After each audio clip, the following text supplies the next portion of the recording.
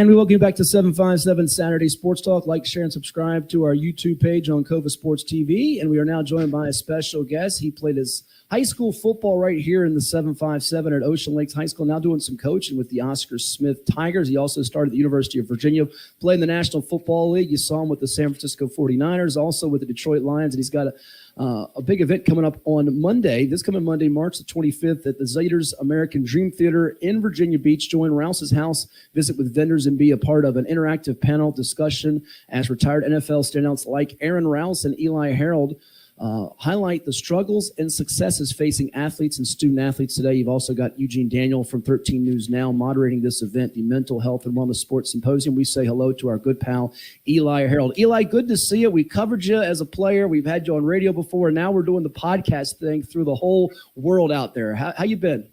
Man, listen, thank you for having me on. I remember it like it was yesterday, Ed Young and Matt Hatfield, man, shedding the light on me, when I was just a kid. Doing good. Everything's good, man. I'm excited about Monday. How you guys doing? We're doing great. I'm not in as good a mood as Ed because he's winning our bracket challenge. I'm letting the old geezer over here who's been coaching 40 plus years beat me when I thought I had this all figured out. Eli in Auburn and Kentucky messed up my bracket. Did you fill out a bracket or no? No, I didn't, man. I didn't. But I watched which game was it last night? Duke and Vermont? Yes, Duke and Vermont. Okay. Yeah, it looked like Vermont had a little run there late. Early second half, but Duke started duking. Yeah, they did. And we can't bring up Eli's old school because it was a rough night for them guys. They won a natty a couple years ago. It was a rough night the other night in that first four against Colorado State. We'll avoid that topic. Yeah, let's leave that alone. Yeah, tough one for the Wahoos. But first of all, we'll dive into your playing days and some things going on, and now you coaching, which is so great for us to see you coaching with your former coach and Chris Scott now at Oscar Smith, which was a rival of y'all's years ago. But anyhow, tell us how this event came about for you and Aaron Rouse, and what you hope the youngsters and even the parents out there, because it's not just about kids. It takes a whole village now, a community. What you hope people gain out of this? First of all, I thank Rouse. I know him as Ruzy. He was a pillar in my community growing up. He was a guy that I looked up to, him, Percy Harvin, my cousin TJ Mitchell, and a lot of other guys. So for him giving me this opportunity to be a part of something so special for our community, is such an amazing thing. And like you said, I hope that the kids and most importantly the parents can, get something out of this to see what it is their kids are going through in these days. It's a little different than when I was a high school guy. The social media now is taking the world by storm, and a lot of guys are, falling victim to a lot of these things that they see on social media. Instead of going through the grind and falling in love with the things that come with football, which is working hard, building great relationships, having a strong cohesiveness within your team. A lot of these guys are just seeing the things on Instagram and the instant gratification is taking them away and steering them away from the task and goal at hand. And a lot of the parents don't understand what it is that the kids are going through. Think about it like this: a parent that works a 9 to 5, by the time they get home, the kid is just getting home from football practice, and that parent might be tired. They cook dinner, and they never really sit down and have a conversation to see how that kid is doing mentally. That's so important in these days now, because the kids, like I say, are being exposed to so many things that myself or Aaron weren't exposed to at the age that they're getting these things at. So just hoping that these parents and the kids can kind of, be on the same page, and the parents can really see and take what it is that we're trying to get across. So if they want to come out to the event, is it free to the public? Or the tickets? How does this go about? How can they get involved with it, even if they can't be there on Monday? So it is a free event. It's a link. If you go to Rouse House on Instagram and you click on the link in his bio, it'll take you to where you purchase tickets. The tickets are absolutely free. You just have to have a ticket to get admission into the theater. Okay. But so if you don't, Instagram. Okay. Yeah, man. If you don't catch it, it'll be some content being pushed out there after everything is done. And then, like I said, it'll be vendors and also a mental health professional on stage with us to help guide the parents and children as well. Ed? Hey, Eli, great for you coming on. This is how my crazy dementia mind might be working. I thought you were still playing, and Hatfield said he's been retired for a couple of years. He's coaching now. He said he looks like he's got about 30 more hits in him. And I said, I wish one of those hits would be Hatfield going across the practice field. No. Listen, he does tackle me every time I see him in pregame. I have to get his stance because he always gives me this big bear hug. I think I'm going to go into the 30-yard line. And Eli, he wears this crazy Arizona Cardinal crap. Oh. I said, Eli will see that. He'll go berserk. Eli, for the audiences, we got to get you to do that one time. Just give Hatfield one of your best hits when you got that Arizona. I got you, Ed. I'll try to remember that next time I see him. Hey, and on the serious note, man, I'm reading the flyer. I'm listening to you. Hairs on my arm is standing up. I just got done with the mental health unit with our kid. I teach 10th graders. Oh, nice. Oh, okay, nice. And we talked about social media. And I had the kids write a piece. And this was tough because they said, right. Yeah, we're not doing multiple choice on the computer where you just pick an A, B, C, D, because that's what the kids want to do. You're going to write paper and pencil. 4 kids didn't even have paper, and 3 kids asked me what a pencil was. That's what I'm facing in school nowadays. But I had them write a piece on what's the effect of social media on you. I said, I got to be honest, positive, negatives. And of course, now I've got like 100 some kids. I got to read all that stuff, and I will. And some of it amazed me because I was seeing that they were depressed from what they think they're supposed to be like at this age. And some of the girls mostly about self-esteem and their body shaming that sometimes it comes across on social media. And the guys, a lot of the guys who really don't write much, we don't really want to say much, but the young guys were saying they're confused as to some of them were talking about what a young man is supposed to be. And I'm like, there's some serious stuff right here. And I had to extend that class later as we really try to open up on that. And my thing was, where's the parents on a lot of this? The parents need to step in and talk about these things with kids. And I try to explain social media people, young ones, you got to understand, it's like a movie theater. You go in, you watch the movie. Is it real? Is it not? Well, most of the time the movie it's not real. If it's based on a true story, okay. You have to see, when I teach mental health, where do you fit in terms of how you feel right now and what's going on around you. Like when we talk about suicide, which I hate talking about, the fact that there could be a situation in their life, young life, where somebody may come to them as a last resort before they think about ending it. And the kids never think about that part. And then I'll have a kid come up to me and say, that's already happened to me. And I didn't know what to do. And a couple of kids said, I'm glad I had your class before, because they were able to help that person in terms of getting into the right people. There is so much going on out there with mental health that it is amazing. And to see you guys coming back as professional athletes, because you're still held in high esteem by many people. And we all think you guys go through it so easy. You're making big money. You're living life large. You're going here. You're eating all the great places. And then we see guys retire from professional ball and don't know how to live. Don't know how to, when the lights have gone off, the fanfare has gone off. A lot of those guys can't take it. As a professional athlete, speak to that realm as to what you're seeing in your world about professional athletes, let alone the young athletes. When the lights go dim and the crowd stops cheering, what happens? Man, shoot, I'll speak from my own experience. So right during COVID, in the heart of COVID, 2019 was the last time I was actually on a team. And then after that time, from COVID on, I was training. I had like 5 workouts.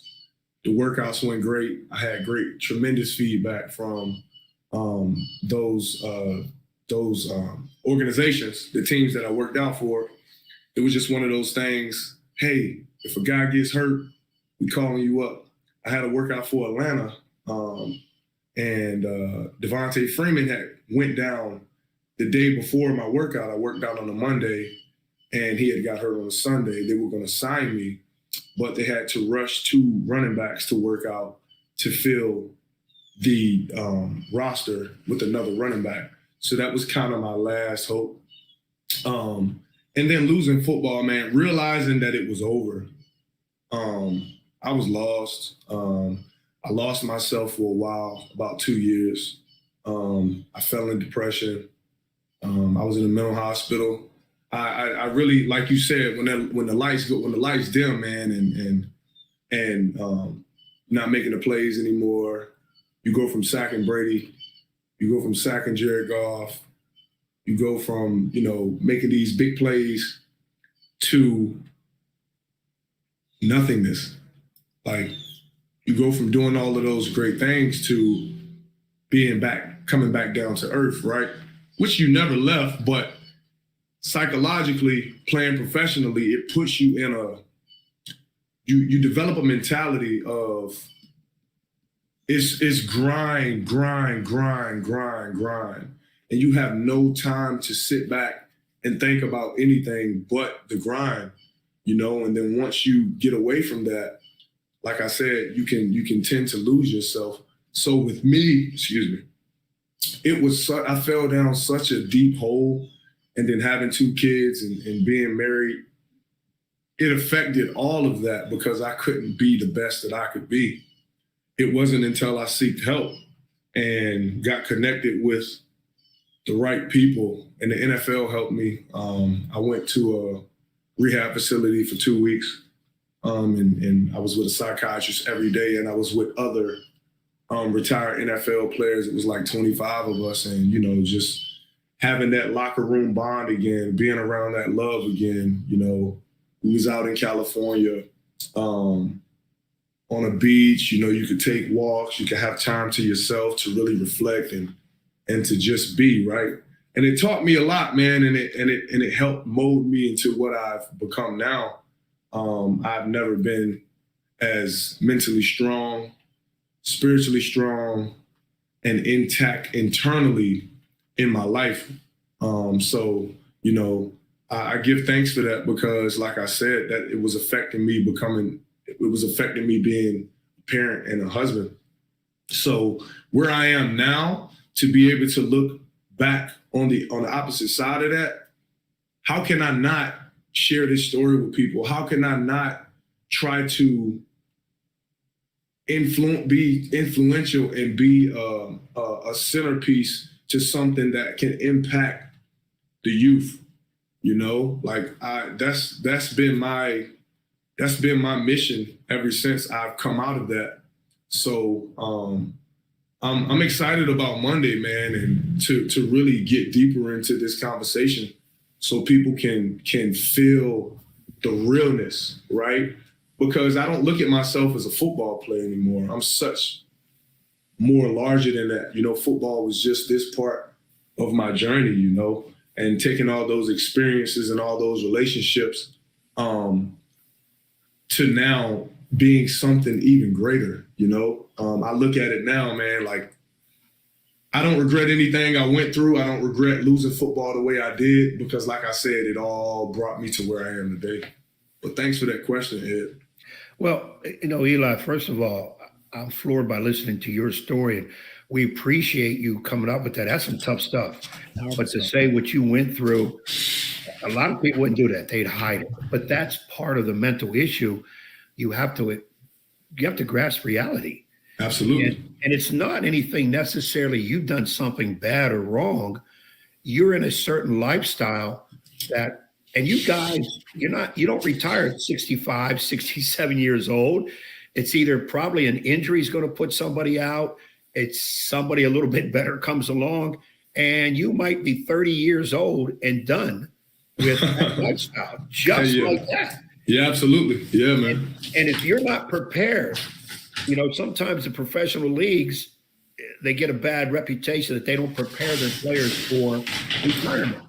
And it is tough. We've heard all kind of horror stories of guys in all kind of leagues once they retire. And they get divorced because they lose contact with their wife. It's a bad situation, but I'm really happy that you were able to talk about that. And of course, what you're giving back, which I think is the biggest thing to young kids, that you give them the glory of what you went through. And then you'll also be able to say, look, your career is going to end.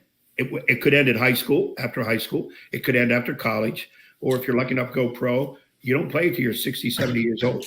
And my hat's off to you. We really appreciate you opening up and being involved in some of this situation. I appreciate that, man. I appreciate that for sure. Before we let you run, Eli, and we thank you so much, we'll definitely get you on back here again as we get closer to the start of football season, both on the college, high school, and professional levels. You see the Mental Health and Wellness Sports Symposium with Aaron Rouse, Eli Harold, the moderator, Eugene Daniel from 13 News Now. It's coming up on Monday, March the 25th, Zeiders American Dream Theater, 5:30 to 7:30. Again, find Rouse's house on Instagram. You can register. You see the Eventbrite link, and we'll also have the flyer out for you on social media for those that can't see that on our stream right now as well.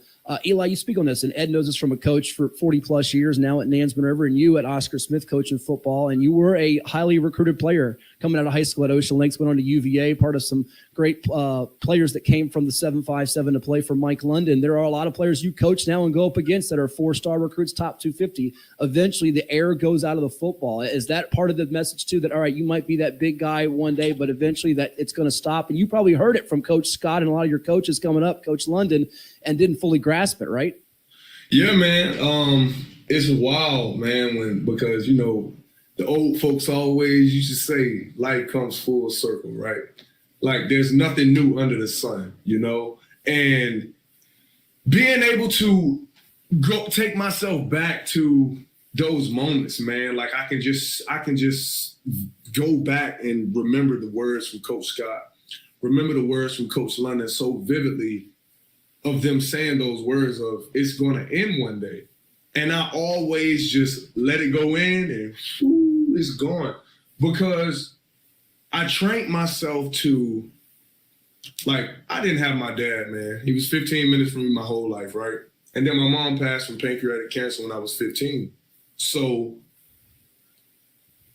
I developed a mindset that I don't care who you were, I didn't care who you looked like, how big you were. It was nothing that you could do to stop me, right? So I wore that for years and years and years. And once I lost ball, it's like that armor just, envision the armor just melting off of you. And you can't control it. You're trying to pick the pieces back up and put it back on. But when it's time, it's time. When it's over, it's over. So being able to relate to those kids, and some of them listen, right? And that's my goal. If I can just get my message across to one, then hopefully I can plant that seed in that kid, and then he can inspire his peers, right? Because let's be honest, it's rare for you to get that message across to everybody and everybody accept that, That's rare. But all we can do is try, But I used to, when I started coaching, I was so stressed out because I felt that I was trying to save everybody. And then I had to, it took a person with wisdom to let me know, hey, you're not going to always save everybody. If you can get one, then that's a job well done. So like I said, man, trying my best to inspire and one thing about me, I'm so down to earth. I play fight with the guys. I give the guys hugs. I make sure I let them feel embraced. I let them know that I love them. I make sure that I'm there for these guys if they need to talk about anything. Because let's be honest, not every kid these days can relate to their parents, because they never see them. And we spend so much time with these kids that they're clingy to us. So just making sure that I'm there whenever they need me, man, it's like when you take up the oath as a coach, you're more than just a coach. You're a second parent. You're a mentor. You are so much more. I'm so much more than a coach, and I love it. I wouldn't trade it for the world. It's now become a part of my ministry.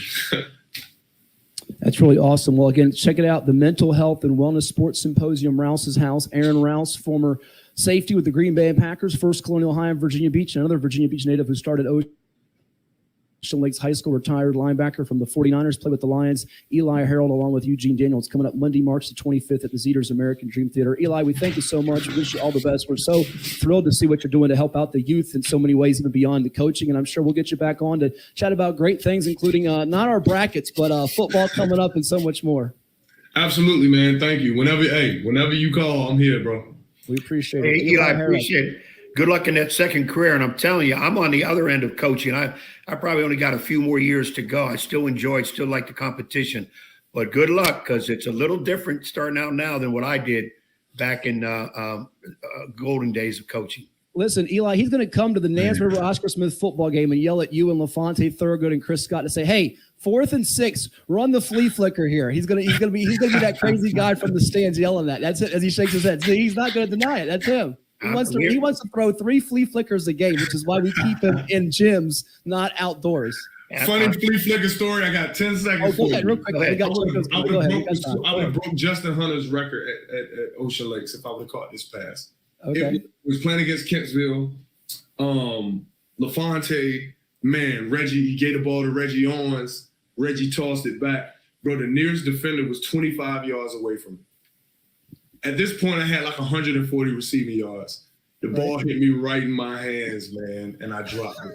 I'll never forget. That was the most demoralizing feeling in my life. I didn't live that down to like 4 weeks. Oh, wow. But that's my story for you, Coach Ed. Well, I'll tell you what, they hit you in a bad spot. They hit you right in your hand. They hit your shoulder pads. Go up, yeah, like the Fitzgerald type catch, your Calvin Johnson type catch. Right. I just dropped. You're more known for separating person from ball than bringing ball in. So absolutely. I can understand. Yeah, but Matt, tell them about my senior year. Do you remember?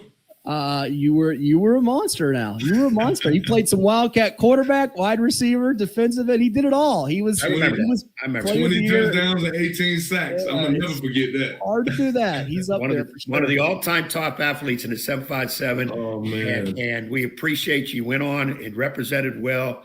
And what I'm hearing, what you're doing now, Eli, man, just keep doing what you're doing. And you got so much to offer kids. And when the pros come calling about coaching, I know it's big money, but look, you're doing great with these youngsters, and they need it way more than the pro guys. Man, listen, I'll be honest, I have no desire. I get my disability from injuries and all of that stuff. I have no desire to do that. I'm a family man, and I just cherish the time I got with my family, man, and then giving back to the youth. Awesome. So, well, hey, Eli, thank you so much for coming on. We'll get you back on to play some Fact or Fiction and talk some more football, and all the best. All the best, guys. Appreciate you. Thank you, Eli.